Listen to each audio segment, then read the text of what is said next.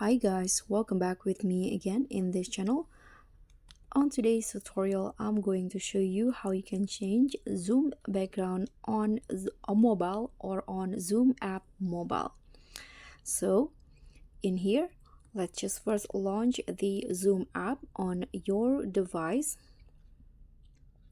So now Zoom app has changed its name into Zoom Workplace, and also in the app there are some changes that you need to know, including the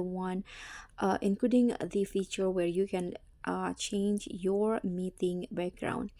So here, to give you an example, I'm going to just start a new meeting in here. Let's just tap on the start a meeting in here,